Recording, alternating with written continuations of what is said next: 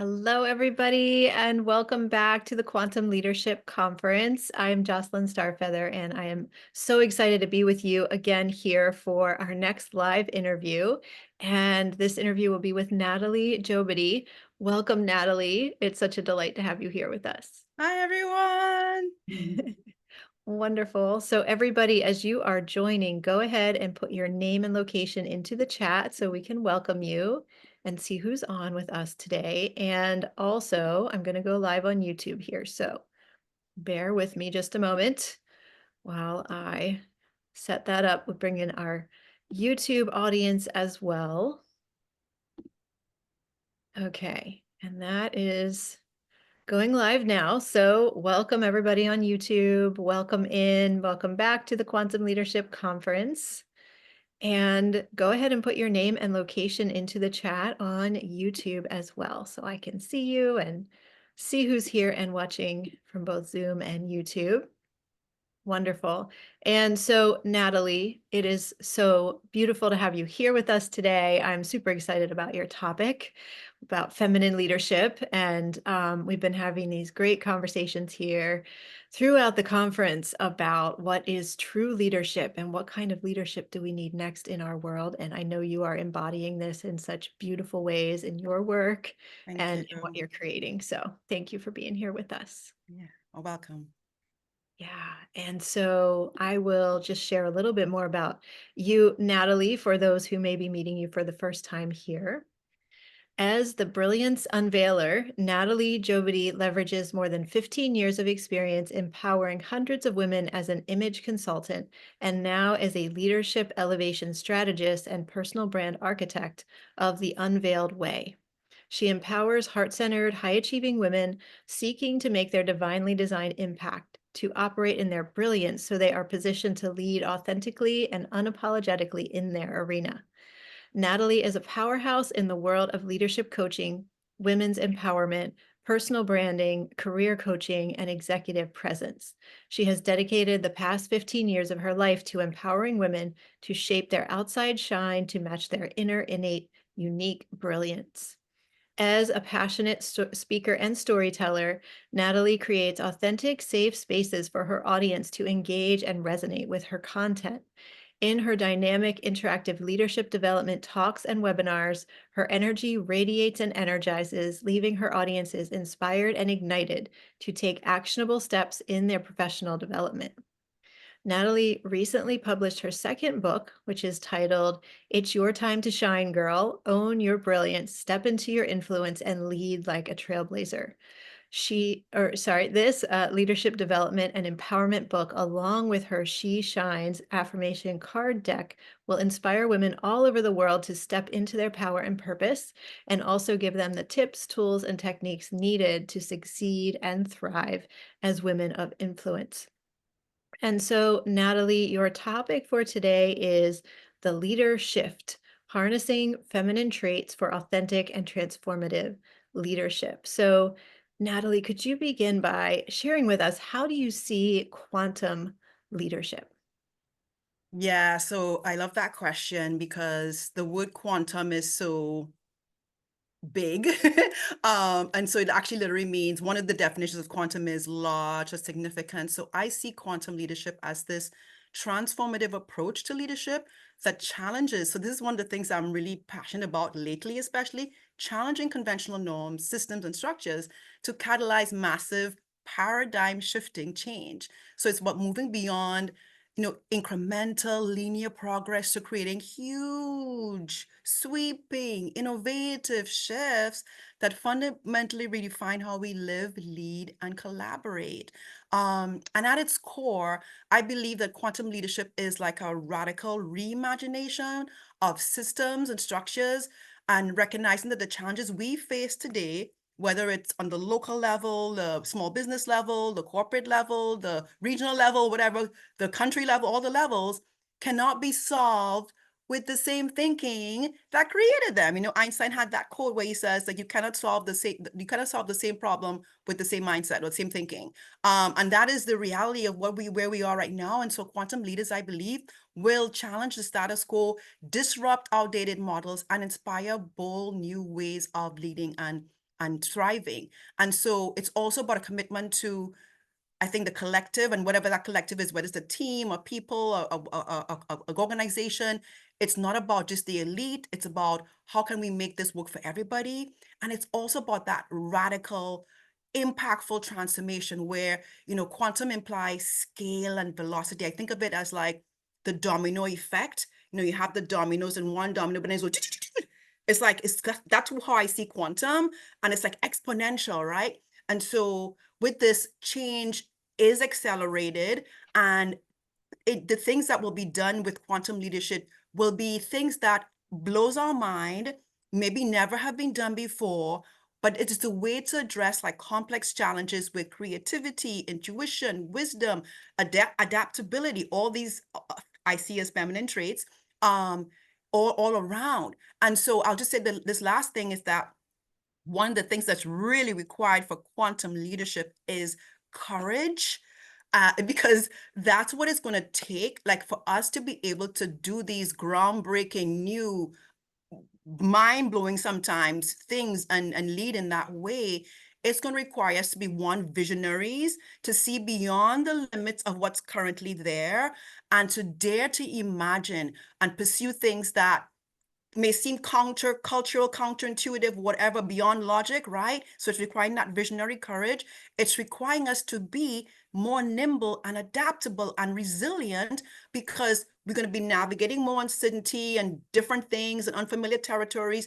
And we may need to pivot quickly when new things emerge. And so it's that ability to, like, okay, all right, let's just get it back up again and do the thing, whatever that might be. So it's that resilience, again, back to that, another feminine trait I believe in. And then something I always talk about whenever I talk about leadership is rooted in integrity. Like, and integrity encompasses, that empathy, that moral, that value, and that humility. So it ensures that it's for the good. It's not for ego. It's for everyone, all that kind of thinking. And be willing to change and shift things in such a bold way, like, so whether it's systems and structured, whatever, models, frameworks, ways of thinking that are based on what are now outdated paradigms, to deconstruct them and to create this space for bold, equitable, and sustainable. Because I believe, like, there's this thing I remember when I went to this like a, not kind of, it wasn't a farm, it's like a let's say a orchard, or it's kind of like a farm, but not with animals, but with plants. And I was shown, I didn't know it before, like, it was 2 years ago, what was regenerative agriculture. And when I was hearing and seeing what they were telling me about regenerative agriculture, I was like, this is something that we should be doing in leadership. But I didn't even actually know it was Wow. actually a real thing. Regenerative leadership is a thing. And it's about creating a system that is sustainable, but that uses every bit of what's there, the brilliance, the gift, whatever you want to call it. Nothing is wasted. And anyway, that's a whole other conversation. But I'm just believing, like, in that sustainability with the quantum leadership. And I want to say, because I just did my own summit called the Power Shift Summit, that quantum leadership is going to call for a profound shift in how we see and operate our power, especially as women, and moving from power over, which is still very much prevalent in the society we live in and in the companies and organizations and many things, to power with or power to. So it's more inclusive, unifying, and transformative, and reshaping the dynamics of what leadership, has been like, or used to be like, or whatever. And again, by leveraging the feminine attributes like wisdom, intuition, creativity, um, all these things, it will be a leadership that doesn't just keep up with change, it's going to initiate change and accelerate change. Yes, I so wholeheartedly agree. And these concepts like disrupting the status quo and having these like breakthrough, mind-blowing ideas that nobody's thought of it that way before is so important, because we really are just breaking down the old systems, the old culture, the old model, that we've had for so long. And it's like we have to be daring enough, courageous enough to vision beyond what we know. Yeah, yeah. And So and that's one of the reasons why I always talk about intuition. And seems like a weird thing to say intuition with leadership, but tapping it, especially as women. I mean, this is all for men too, but my focus is women. We have that naturally and innately in so many ways, and so many of us do not realize that this is a superpower and a strength. I am living this out right now in my own personal life where I I would say 3 years ago, I was aware I had little nudges and stuff, but I didn't understand the power in following those nudges. And so when we tap into that intuition, we go beyond logic. Because a lot of times when I'm getting my intuitive hits, I'm like, wait, what? But now I'm like, okay, Natalie, logic, calm down, stop, whatever, and just follow the leaning, the prompting, the nudging. And it's always like, wow, I had no idea this would happen or this would come or this, what I, it's always like, my logical brain could have never fathomed this outcome. mhm. So it's like the more we lean into our intuition as leaders and know what it is and know what it's telling us and are brave enough to follow it and trust it even when it defies our logical, analytical, strategic mind. And my mind is very analytical, strategic, and logical. That's one of my strengths too. But it's like knowing that there's so much more available intuitively than just intellectually and rationally. Yeah.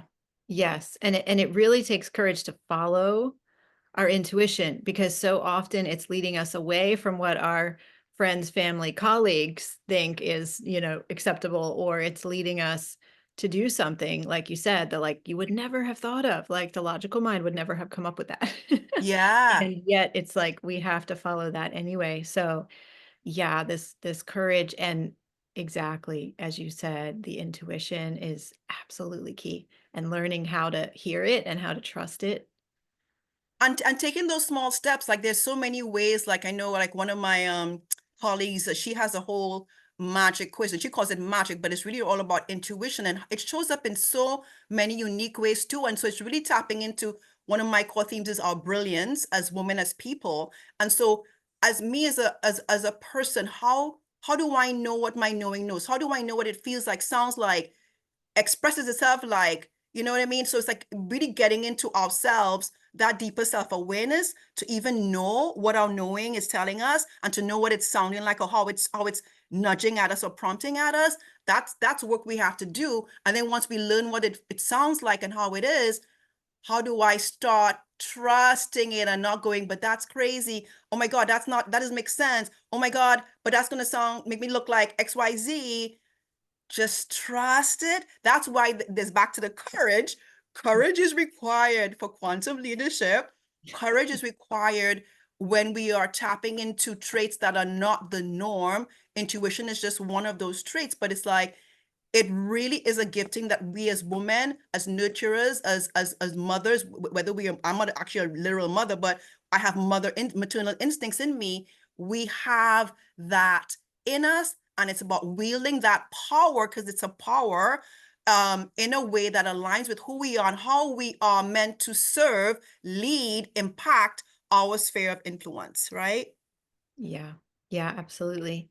Could you say a bit more about that? You mentioned how, we are meant to be leading now under this feminine leadership concept, not through power over, but power with and power to. So can you say a little more about that? That like Yeah. what is, more detail on that shift and why that's so essential for us right now? So power over is the typical way that leadership has been developed, all across the world. So think of the military, think of institutions where it's literally like rank and file, and there's one person like the triangle with everybody at the bottom and then the leader at the top, where it's like, and that leader has full authority, full, I mean, every leader does have that, but it's like it's so autocratic in nature. So I'm not going to say it's always bad. So power over does tend to be more controlling, based on dominance, based on using positional authority and power.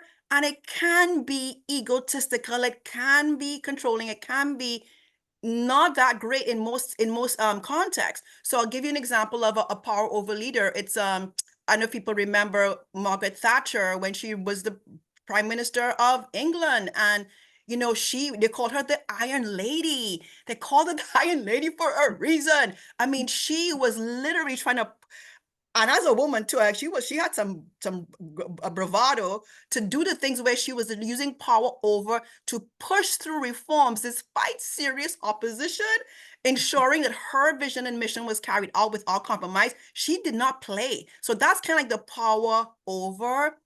I think our incoming president is definitely power over posture for sure. So power with is more collaborative, partnership minded, creating shared goals and outcomes and fostering an environment of mutual respect and dignity. It says about leaders who leverage their power to encourage and elicit inclusivity. I think of Melinda French Gates. Like, I mean, everything. I mean, she's doing amazing work. And I mean, she has a lot of power with her status, influence, and her money and resources. But she has her own foundation now, and she's all about coming together with other organizations and people. She's traveling all over the world. She's all about common humanitarian missions and visions, and her style is grounded in that whole mutual respect, and shared vision, and demonstrating that working together is essential for lasting impact.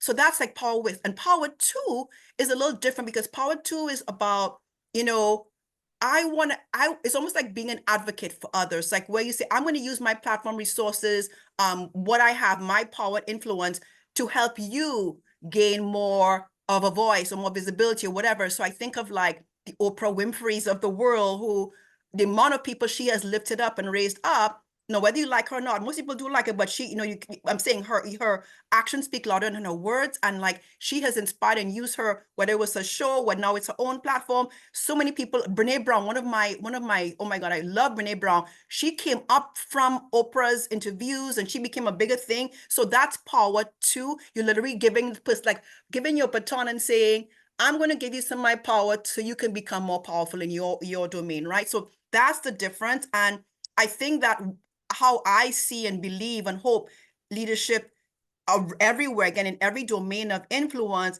will be more. I believe in collaboration. I think that that's the way to go. And as a leader, no leader is perfect. We all are flawed human beings. And so when you think of it, it's my responsibility, it's my decision, and you lone wolf your way in leadership, that ain't the way to do it. It is an outdated, ridiculous notion that you're going to have all the answers. So Brene Brown, again, I've just mentioned her, so she came to my mind again. She has this whole framework she calls daring leadership, and I was actually daringly trained last year, and it's about, and she has this whole framework of, she calls it armored versus daring leadership. And so I wouldn't call it daring, I would call it authentic, effective leadership. And I just want to, can I read some things from that, Yeah, Jocelyn? of course. Yeah. So armored leadership, let me just explain, and this will tie back into my thing about empathy. Armored leadership is when you're guarded, you're shielded, you are suspicious, not trusting, kind of not showing your true self, not authentic. There are a lot of people slash leaders who operate like that. So that, she calls that armored, and I would agree it's armored, and I'll call it ineffective as well. And then there's the daring, which she calls daring, which I call more authentic, empathetic leadership. So for instance, she has like multiple things. I'm just going to go through a few.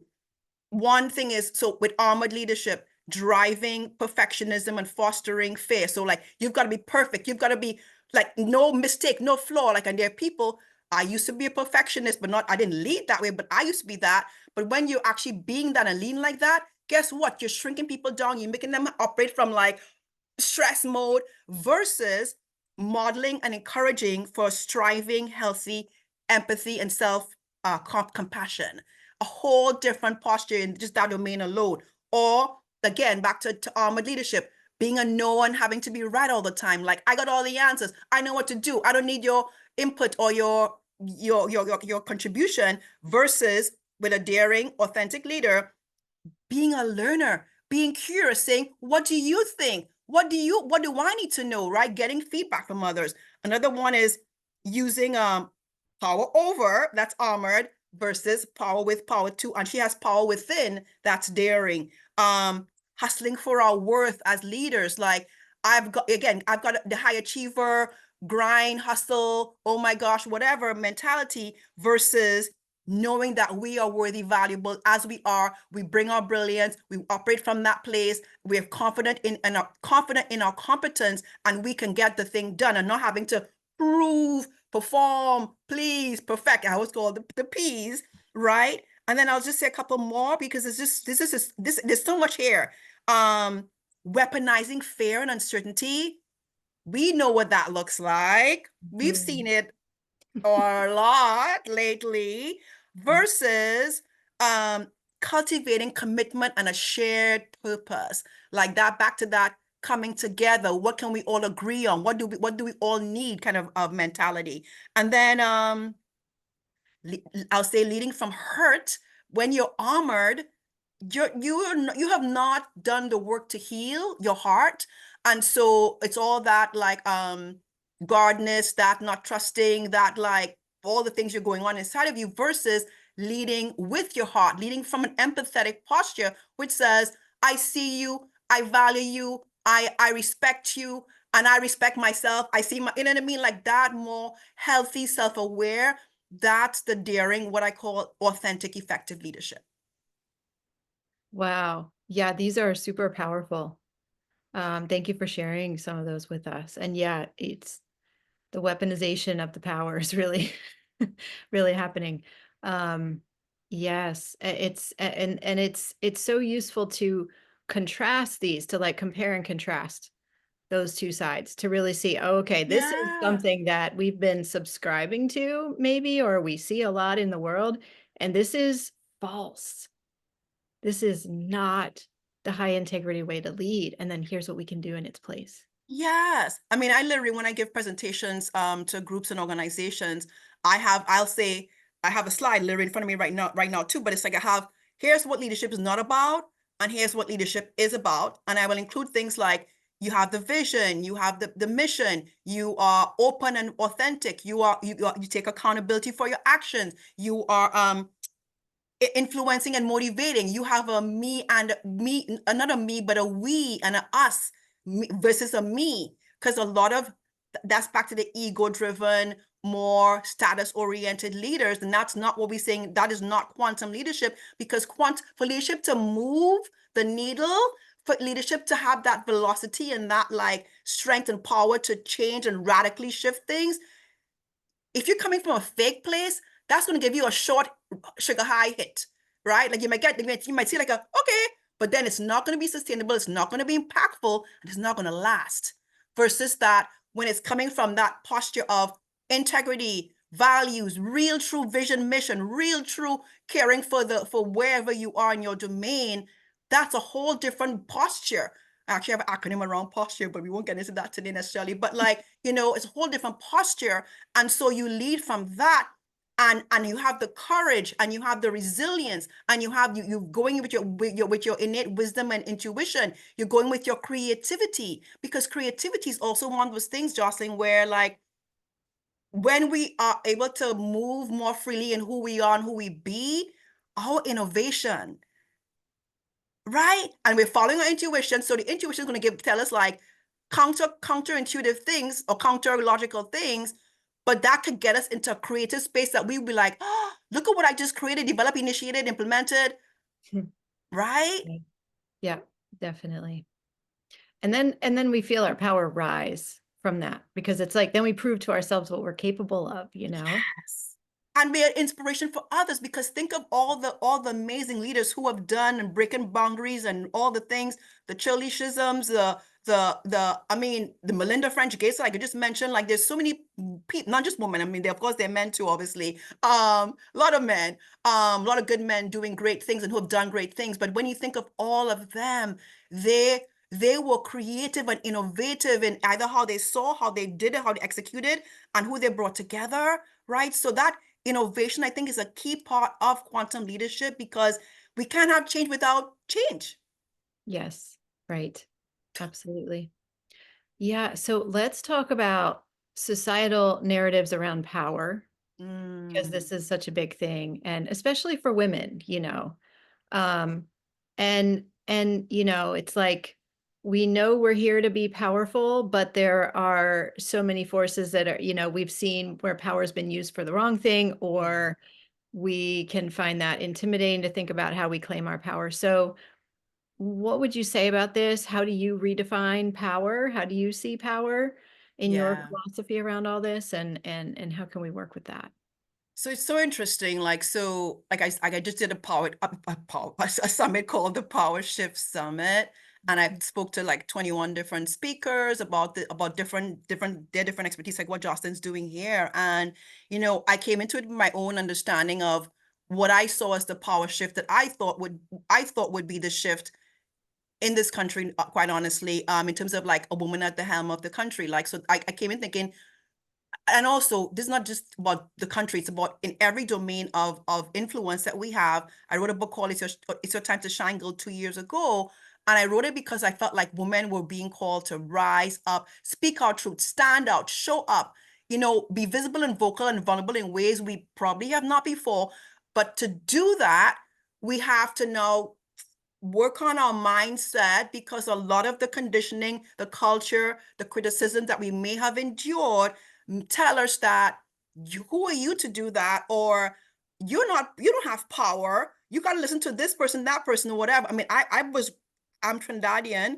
I was brought up in a culture where you had to respect your bosses. And so when I came to this country, and I mean, I came to this country to go through college, but when I had my first job and people were calling my boss by his first name, it was very weird for me. I'm like, Mr. No, just I'm Dave.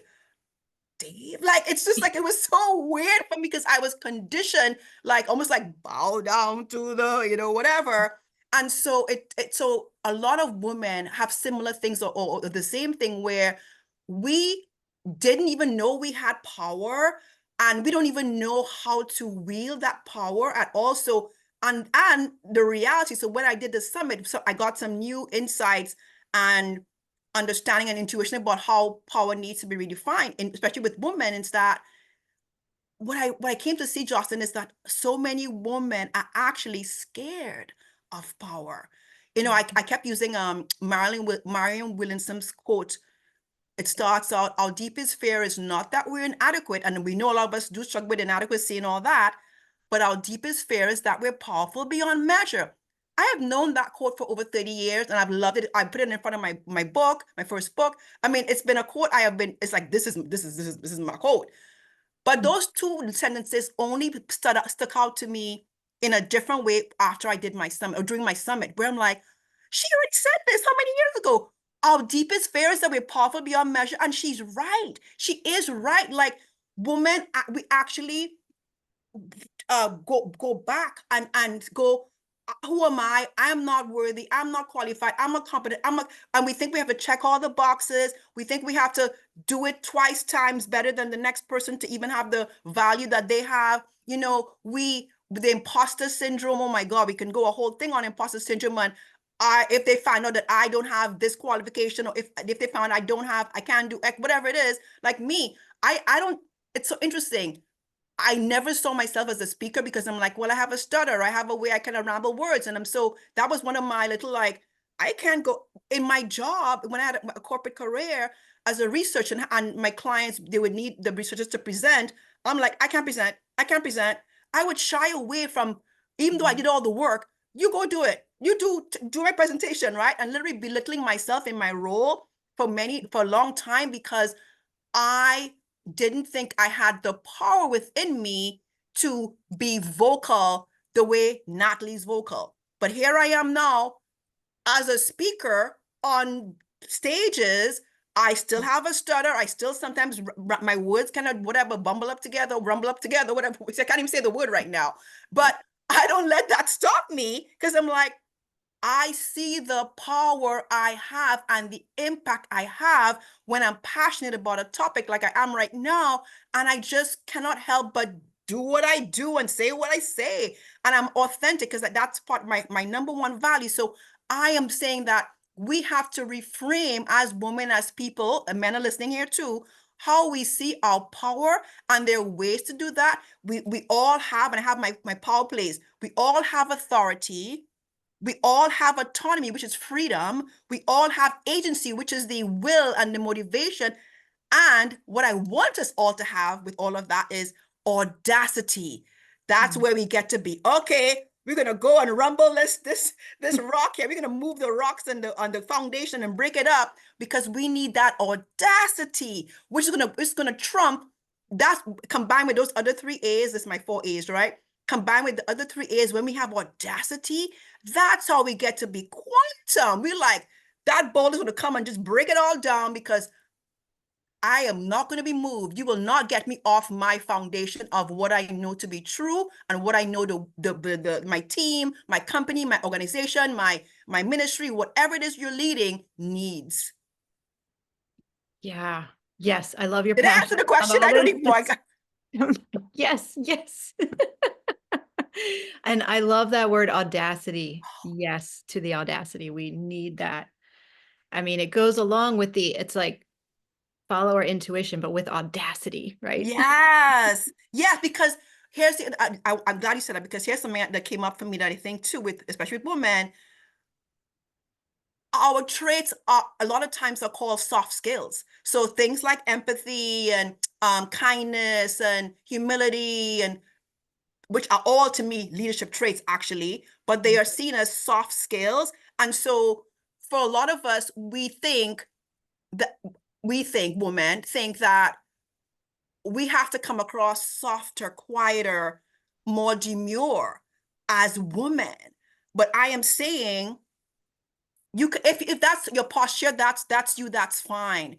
But for most of us, like for me, for a while, I mean, you wouldn't hear my voice the way you hear it right now. It would be, I don't know how it would sound, but it wouldn't sound like this. It wouldn't sound so like Yeah. whatever, because I wasn't feeling secure in who I was. It's back to our sense of self-worth and our confidence and our command. And so soft skills, but when we bring in a trait, embodiment like audacity, it's risk taking, it's bold, it's brave, it's like in your face, right? Yes. It's like I'm gonna do me, and you cannot stop me. Don't tell me to speak low, or shut up, or whatever you want to say. I'm gonna use my voice. It's like audacity brings an engine, a fuel to the engine that's already there. You see, Mhm. I'm all excited, Jocelyn, because that is how I see we become the change makers, game changers, trailblazers, disruptors that we are designed. Not everybody's meant to be that, but those of us who are, we need audacity to get there. Yeah. And I think there's something really important to think about here with what we see going on in the world right now on so many levels, so many levels, the violence in the world, what's happening with the environment, what's happening with the education system, political system, like it just goes on and on. We're feeling that fire. I know so many people listening and so many people around the world are feeling like that fire rising up of, I'm here to help with this. I'm here to do something. I'm here to lead the change.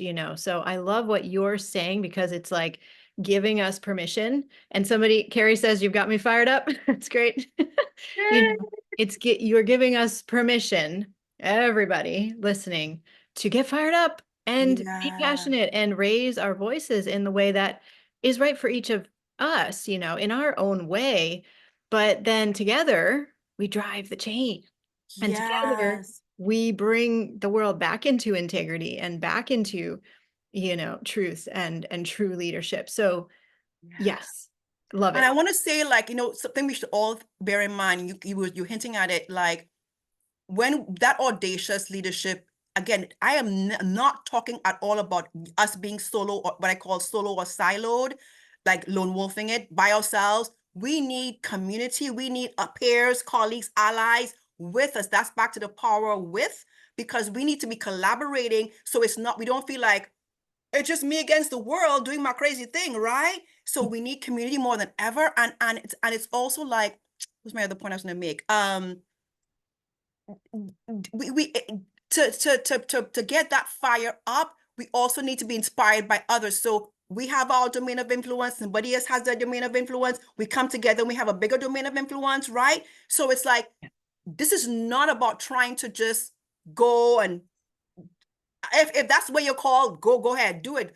Be brave and bless you. But for most of us, we need that allied partnerships, support to get there and to do the thing. Yeah. Yes. Yeah, the collaboration is so important, and it's not about competition No, anymore. And no. that was such a paradigm, of competition, and we have to, outdo each other, and that is just done. It's like the way forward is through collaboration, assisting, supporting each other. I love what you said about Oprah, like have some of my power so you can see the power in yourself. Yes. And it's funny because one of the other shifts I had in my thinking with power is the word empowerment. Like I kind of have I like the word empowerment because it implied that people, so I want to make this clear. I am never saying that you don't have power within you because you have power within you all the time. But you may need somebody to help you ignite. And that's Yeah. what Oprah was doing. That's what people like Melinda French Gates do. It's like they're just giving you either the help, the resources, the partnership, the platform, the positioning to bring your power up. But the power is already residing within you. Mhm. Yeah. So nobody can give you power, but they can extend their power to help ignite your power that's already there. Right. Right. To help you see it, what's already there. Yeah. We have some beautiful comments from America. So America Artist of the Quantic Planetary Renaissance. I said it the other day. I love your name. Um, and she's saying, yes, this is why I'm here today. She says, I believe, and that's what I'm working on in becoming the quantic leader that helps humanity to become a galactic civilization, sovereignty, unconditional love, peace, harmony, unity. Yes, and she's all fired up too. So that's great, America. I'm glad you're I fired up. love that. And she used the word, I'm Commenting. surprised I haven't used it. So, I'm sorry, Jocelyn. No, go ahead. I'm surprised I haven't used it here because it's when I did my presentation in my own summit, I was talking a lot about sovereignty. And as women, we have this sovereignty within us and we have to tap into our inner sovereign and what does she look like? And so I love that.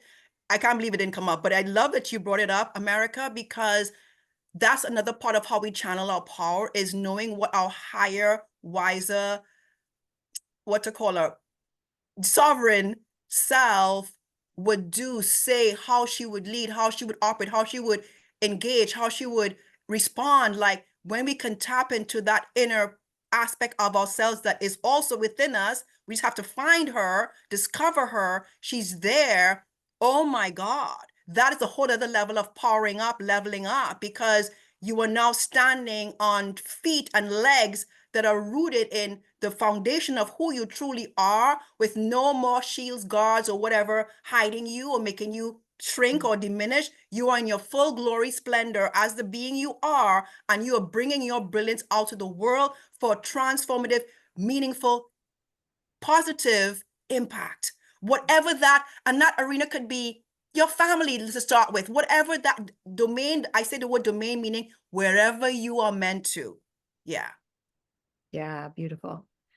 Could you tell us, Natalie, about your power play model and what is that and how does this fit into this whole leadership conversation?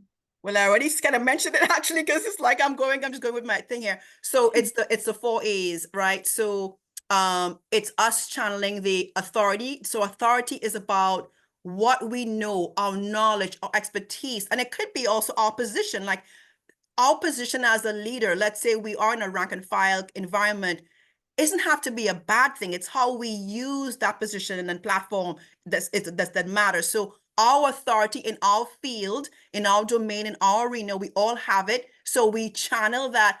I am in a role as a doctor, I'm in a role as a teacher, whatever we're doing in your authority, you want to own that. The second one, autonomy. So autonomy is the freedom to make the choices that align with who I truly be. And I say be on purpose. I know it's not grammatically correct. Who I truly be. I always take this phrase from Brene Brown, who you are is how you lead. And so your agency as a woman, person, being, man, even, is you say, you say, sorry, your autonomy is you saying, I have the freedom to have boundaries, because here's another point that's is worth mentioning. As empathetic postured leaders, which I'm saying yes to all of that, we must know how to have healthy boundaries to protect ourselves from either unkind people, unfair circumstances or contexts, things that don't actually help us, that actually hurt us. We have to have enough agency now to say, I am this way, I'm leading this way, but here are my parameters. Here are my guardrails. You cannot cross them, because by crossing them, you are infringing upon my right and what I believe in, and what's important to me, whatever that is, time, resources, whatever it is, whatever your boundaries are or need to be, we must have that boundary. So agency is about the will and the motivation to take the action. So we could sit here with our authority, we could sit here with our autonomy, but not do anything with it. So Mm. agencies, the third A is about, okay, we know all these things, we have the authority, we have the freedom. What are we going to do with it? How are we going to show that, okay, I'm standing up for climate change, or that we should protect our climate, whatever it is your area of passion is, you use your agency to take those aligned steps to create the impact. And then back to the audacity piece, with the audacity as the like the fire igniter in you, you can now be like, I shall not be moved. You can't get me off my game. And no matter what the system structures are saying or telling you, you stand in your truth. I mean, the bravest, boldest, most impactful people, like the Mother Teresa's of the world, the Mahatma Gandhis, the Martin Luther Kings, were they doing what they were supposed to do? Heck Mhm. no. They were crossing lines and it for the positive good, but they were doing unfathomable, unpredictable things. And look at their names are still in our minds and our history, because they made such transformative, groundbreaking, ripple making impact. But they were always authentic and true to who. Look at Mother Teresa. She didn't care about money, but look at what she did. So Yeah. I'm not saying we all have to be that much of a game changer, but I'm giving you they're the role model, some of the role models we can use to say, okay, how can I use audacity, even though and Jocelyn knows this about me. I'm an introvert. I am a literally like, okay, I get too much. You're like at some point I'm like, okay, I need my space. So I have my boundaries around my space. I have strong boundaries around my phone number, my space. So I'm saying I know who I am and what I need. But me being an introvert or having all these boundaries doesn't make me not stand up and speak up for what I believe in the way that's aligned for me and with me. So those are my Yeah. power plays. Those 4 A's are the power plays. Okay, amazing. Thank you for sharing that in more detail. I love what you said here about being an introvert and still standing up and speaking your voice. And that's me too. I am totally an introvert. And there's just this moment where we realize that like we've got to be visible. We got to speak up. And it's not everybody doesn't have to do that, but when we feel the call and we know, we've Yeah. got to say yes, Yeah. and it's just fascinating. That's been a fascinating journey for me too. And, I welcome you to say something about your journey with that, Natalie, but like being an introvert, I'm very different. If you were to see me in like a social gathering, or something versus how you see me on Zoom, it's very, it's very different, very interesting. It's like when I step into my purpose, I can bring it all and say everything I need to say. And then I'm the quiet one in the room at the party.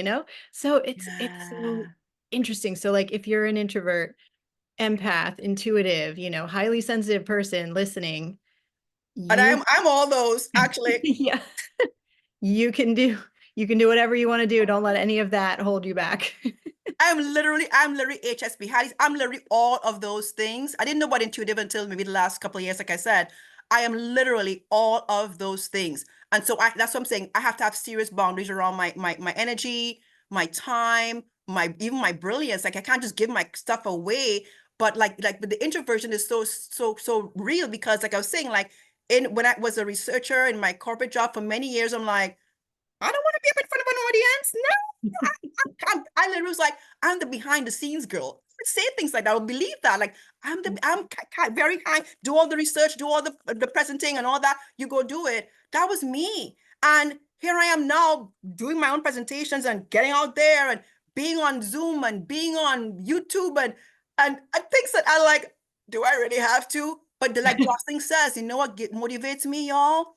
It's in service to my mission vision.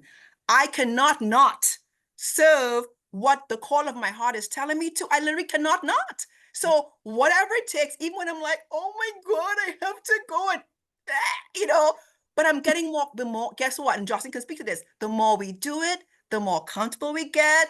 It's even though it's like, I'm still not really me, but I can do it now. I'm not stressed out about it. I'm not, having panic attacks or whatever. No, this is how I have to do it to make the impact I'm meant to make. And if your impact and how much income matters, obviously, I'm never going to say it because that is always a motivation as well.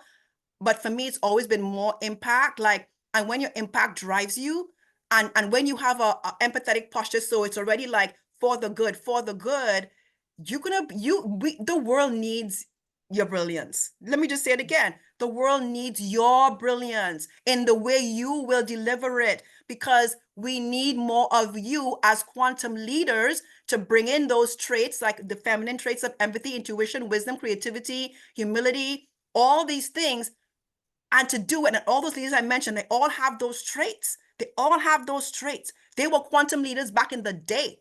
We are the new quantum leaders. And so we can still embrace those qualities to drive meaningful, amazing, radical, positive change for the good, for all the people we are meant and here to serve.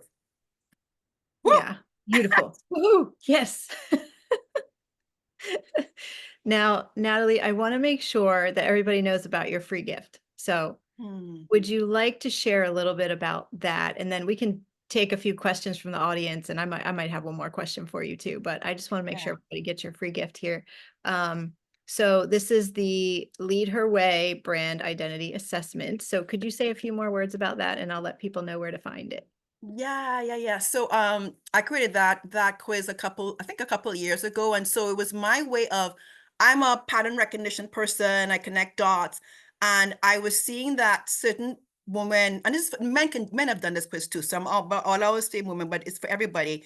I've seen certain patterns in people I work with, and I'm like, she is like a visionary and she sounds disruptor like or whatever. So I created this quiz to help women redefine or understand how they actually are meant to show up. So I have these 6 archetypes: strategist, I'm not gonna remember all of them probably, disruptor, heart-centered, visionary. So I have these 6 different archetypes. And so you do the quiz, you find out what your top 2 are, and it literally gives you a percentage. So you'll know I'm 40% this. And I'll tell you, I have had people do this quiz across when I've done presentations, when I've done workshops, and it's amazing, Jocelyn. And it takes like less than 5 minutes. You will resonate with your result, I promise you. And then you get a handout or a little short, small ebook about your type to tell you more about what it looks like, how you present, what your strengths could be, because I'm a big believer in Clifton strengths. And maybe ways. I have a framework I use called No Show Glow. How that shows up in that archetype. And so it's a way for you to kind of say, as a leader, and you could say, you know what, that's my type, but I want to show up as this type. You can choose, again, you have autonomy, but it gives you clarity around, oh, this is how I am meant to. So I need to dig a little bit, double down on my strategy gift or whatever it might be. Yeah. Yeah. Amazing. Thank you so much for sharing that gift with us, Natalie. And so everybody who's live on Zoom, live on YouTube, I just put that into the chat. You can see the link. You can click on it right here. And then if you're watching this later as a recording, everybody, you can just scroll down a little bit below the video and you will see Natalie's free gift right there. And Natalie, where can people find you online? And is there anything new you want to tell us about? Any announcements you'd like our community to know about? Oh, yeah, I do have an announcement. But so my company's called The Unveiled Way. It literally is theunveiledway.com. And I'm about, helping women on the cusp of greatness, all that. Justin already said all that stuff. So you can find me there. I have a YouTube channel. It's it's the Unveiled Way. I'm pretty sure you can find it from that. I am on Instagram, but not a lot, but I am there. And also on LinkedIn. LinkedIn is where I do most of my, let's say, social media stuff. But use my name, Natalie Jobity. And in terms of announcements, I just did my summit, like I was mentioning, and I'm launching this academy that's going to be, the doors will be closing on Sunday, November 24th. And it's literally a place where, again, back when I did my summit, all the energy I felt from doing it, after it, and the vision I had was for, okay, the right women who know they need that sisterhood, who know they need that collective to help them bring out their greatness, bring out their highest contribution, help them to really excel in their zone of genius, and to do it in a paced way where we're not going by high achieving, grinding, hustling, but with ease and grace. I have a whole curriculum on my page. And so that's when you go to my website, you can find that. If you go under services, it's the first service. It's called it's called the Power Shift Leadership. The Power Shift Leadership Ascension Academy.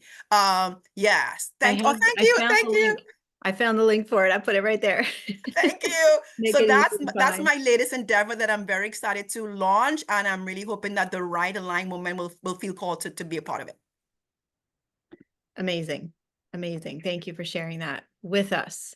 So everybody go check that out. Go check out Natalie's free gift, and hope you will enjoy all of that, and that your leadership academy sounds so amazing, Natalie. It's in So my heart. It's been in my heart. So, like we're saying, like when we're driven by mission, we do what it takes. We do what we feel called to do. And if we find that, okay, our call changes, we adapt. So that's back to the adaptability that's required in our leadership as entrepreneurs. We adapt as needed, but like I go where I'm called. And even when it's uncomfortable, like the speaking, like I was telling Jocelyn, I might be on a TEDx stage next year. And I'm mhm. like, but it's where I've been called. I'm like, okay, I'll climb that mountain, I'll do that thing, like, so yeah. That's amazing. Yes, love it. So everybody listening, if you have any questions for Natalie, put them in the chat here on Zoom or over on YouTube. Put your questions in and we can ask her those questions. And I just want to say hi to Shannon watching on YouTube. Welcome, Shannon. She says, I began claiming sovereignty over myself last year. Miracles started happening. Yes, Mm, beautiful. And she is near Mount Shasta in the ancestral homeland of the Pit River Nation. So welcome, Shannon. Glad to have you here with us. awesome. And yeah, don't be shy, everybody, with your questions. If you want to ask Natalie something, go right ahead. I have just one more question for you, Natalie, while everybody's thinking about that. There's this combination that you're talking about of transformation and integrity. Mm. It's really powerful. So, and I know this is like core to everything you're saying, like we've got to have both of those pieces, right? So, what else would you want to say about that? Or, how can we, how can those listening know if they're ready to step into this place of transformation and integrity? Well, to the integrity piece, like I think there's data, and probably I don't have it, but there's data out there, and you can probably Google it, of leaders who have done things without integrity, and they may have gotten to a certain distance up the ladder they wanted to climb, but at some point that comes back to bite them. And so for all, and this is my definition of quantum, it's just mine. I believe as the quantum leaders, we're meant to be called to be.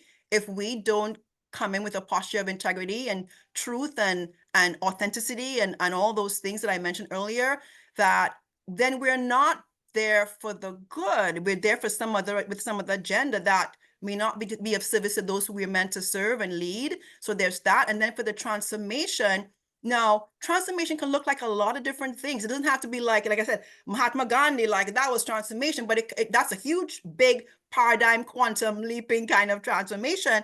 But it could be, even we're calling ourselves quantum leaders, our transformation could be, we moved the needle. We moved the needle, whatever that needle is.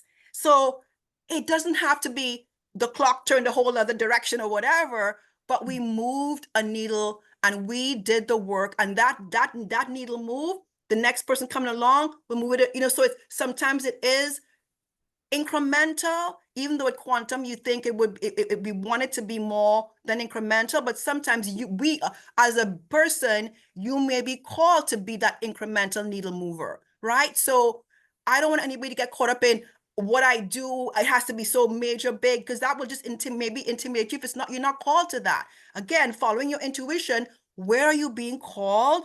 And if it's transformation, know that a lot of times to be transformative in our arena, we have to be transformed within ourselves first. We have to be in a place of real self-awareness, groundedness, embodiment. So you can't just say, I'm a sovereign. You have to know how to embody a sovereign. So it's like there needs to be a lot of inner work done to be the change we want to see. We have to change if we're not there yet. And again, your gut, your heart will tell you, am I ready? And if you're not ready, then there are places where you can go to grow and evolve to become ready to be that catalyst. Like the Leadership Ascension Academy. I was going to say that, but I'm like, maybe it'll sound too, it'll sound like, yes, yes. Because it's Yeah. on the cusp. It's saying woman on the cusp. So Mhm. nobody's quite, the ones who are called will not be quite there, but they feel it, they know it, but they need that gentle, like, yes, here we go. In Yeah. community, here we go. Yeah. So beautiful. Yes. I have actually one more question. I don't, let me check YouTube. I don't see any more questions here. So I'll ask you one more. And America says, I believe that integrity can be naturally practiced by universal law observance. Yes. I love that. I agree. That's very interesting. Mm. Um, Now, I just wanted to say, Natalie, I love your title of the Brilliance Unveiler. That is so beautiful. Can you tell us how you came to get Mm. that name and, just a little bit about what you do? Um, Yeah, it's so funny because that was not a logical decision. That was an intuitive hit. I call it Holy Spirit prompting, where it's like, after working with a few clients as a coach, it was because my company's called the Unveil Way, and that wasn't my name either. That was like more like, again, following prompting. And I was like, the Unveil Way? What, mm, why would I call myself the, but again, I followed my prompting, call the company the Unveil Way. And then I was doing this work with clients, and then it came to me like, you are unveiling brilliance. You mm, are, you know what I mean? Literally like a voice, and knowing. And I'm like, that's what I do. That's the literally in a nutshell, I am the brilliance unveiler. So at first I was very scared to call myself that, because I'm like, unveiler isn't even a word, Jocelyn. It's not a word. So it's like, really? you could look as it will say incorrect, right? So just say No. unveiled, whatever, but unveiler is not a word. So it's like, at first I was like, but I had one of my clients who's very intuitive and visionary. She said, Natalie, you've got to call yourself that. That's who you are. That's what you did for me. And she was literally unpacking. I'm like, I know, okay. And so I started using that label, and now I use it first. And so it just means, so with my gifting, with my strengths, I really do see. So as an image consultant, which I did after I left my corporate, the first gig I did was in image consulting. It sounds crazy, but that's where I was called at the time. I was always great with fashion and understanding how to get people to figure flatter and all this stuff. Part of what I recognize now, though, is that part of my, I didn't know it then, but my gifting is I see patterns and how to connect them. So even if it's somebody's shape, I know, okay, this is their shape. They need to wear this kind of silhouette. I just knew how to do those things naturally. And of course, I went through certification and all that. But I'm saying that I see patterns. So when I see engage with somebody for a while, I'll go, and I'll start saying things or feeling things, or I think you're meant to blah blah blah. And I'm like, I'll say, but why are you in XYZ role? It doesn't seem like, and then I'll hear from them, well, and I'm like, oh yeah, they're not meant to be there. So that's it's me just having, with my intuition, with my strategic brain and connectiveness. I also have ideation as a strength, which is I always have all these ideas, but I literally can help you. I had one of my clients, she had a business already. It was thriving for a while, and she got a job, had it on the side. She's, whatever. And then, but when she worked with me, I got her to quit her job faster than she was going to, because she was like, I need this job. No, you don't, because you're doing pretty well.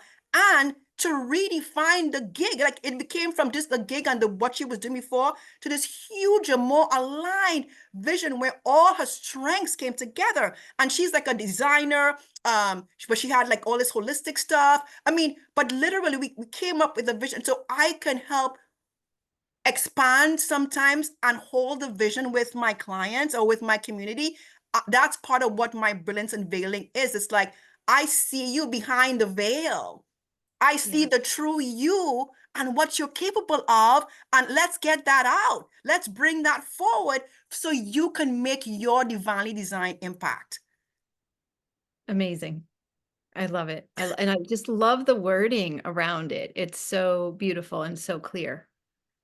I'm a And writer, author, so I'm a wordsmither and I love alliteration, but a lot of those words are words that just actually came to me innately. yeah. And I look back on things I wrote like or said, but let's say wrote like 10, 12, more, like 15 years ago. And I'm like, oh, I have the word brilliance. I didn't know I was using, you know what I mean? It was there all along, but I didn't know, you know what I mean? Like I didn't know it. I'm like, it was always in me to say these kind of things. I just didn't know. So this is Mhm. back to like us not holding ourselves back from our true power. There was power within me for a long while that I didn't even know the kind of power that was there. And I say power from in my gifting. And the more I step into my gifting, the more I use my voice, the more I say who I truly am, the more powerful I feel in that gifting.